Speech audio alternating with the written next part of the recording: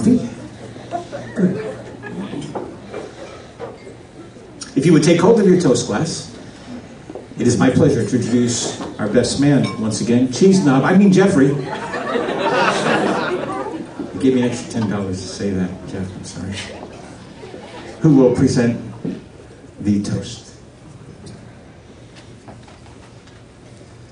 On behalf of Dave and Kim, I'd like to welcome everyone and thank everyone for sharing this very special day with them. My name is Jeff Dizab. I've known Dave for 14 years and the lovely Kimberly ever since the day she hit Dave in the face with a line drive during a softball game. Dave claims this was no mere accident, but a sinister plot just to get his attention. You see, he says he had so many girls trying to flirt with him all the time that Kim had to resort to violence to win over her man. Kim and I know the truth. She felt so bad about beaming this stranger in the face with that ball. There was no way she could say no to this helpless, injured man when out of the blue, he asked her out. The rest is straight out of a fairy tale. Dave and I knew Dave and I had a connection and would become great friends from the second time we met. The first time I met Dave, I thought he was a little light in the loafers. Now, if I'm recalling this correctly, he was wearing tight jean shorts, a tank top 3 sizes too small, drinking a Zima, and dancing around to a Neil Diamond song. To be honest, I didn't think I'd ever see him get married unless they made it legal in this state. But like they say, first impressions aren't always right. Kim is a vision to behold, the perfect bride, wonderful woman, amazing mother. But let's get back to Dave. Dave naps more than any person I've ever met in my life. And he tends to get moody and grumpy at times. And over the years I've noticed a distinct correlation between the grumpiness and the naps. And I've done some scientific research, and I think that my findings could definitely help you achieve a long and happy marriage. Learn to notice the telltale signs of Dave's grumpiness. The long face, the slouched shoulders, the slow shuffle, and withdrawn demeanor. Upon detection, immediately put him down for a nap. Do not engage in conversation to find out what could possibly be wrong. Just hand him his blankie and put him down for a much needed nap.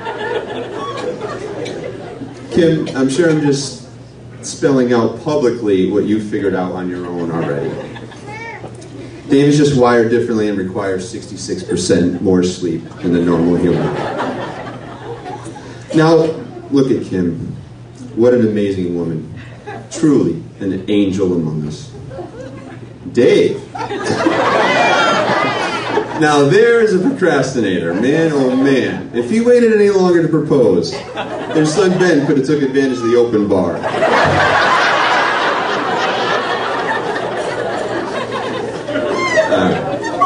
Being the best man, I have a unique perspective on the groom. Did you know that Dave is a real big Star Trek fan? A total Trekkie geek. Originally, he asked me if I could do the whole toast in Klingon. Now, that's a lot to ask, since no one would really understand it except for Dave, and maybe Carl, and Dan, and maybe Kim's father. But I knew it meant a lot to him, so I mastered this touching, heartfelt Klingon phrase. Tipkov Koplov, Dijir Nine Tak, Shukha Tumida. Translation: disable the shields, and target the warbriette.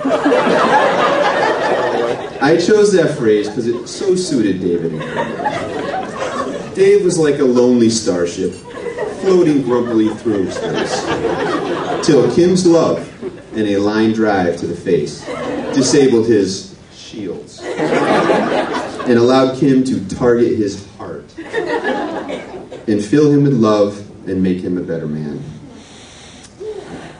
This is turning out to be more of a one-sided roast than a toast. In all honesty, Dave is an incredible guy. I think of him as a brother. My life has been better having Dave in it.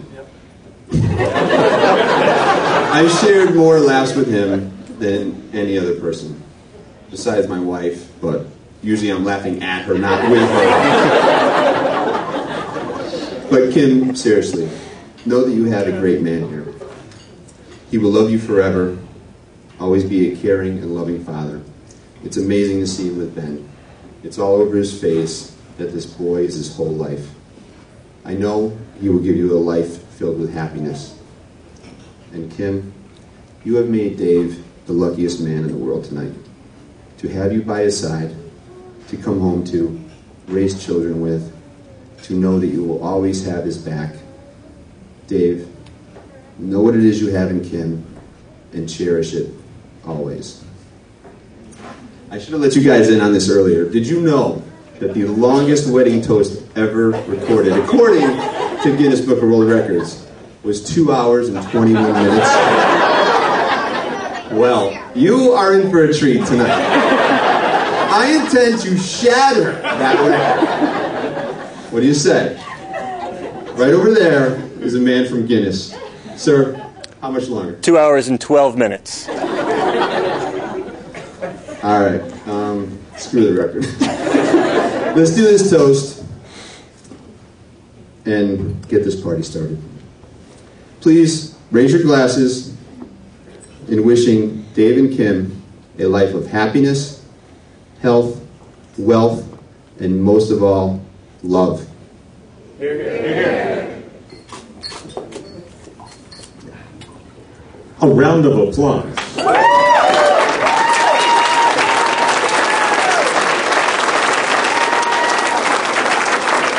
That applause is an appreciation that we're not trying to break the record tonight.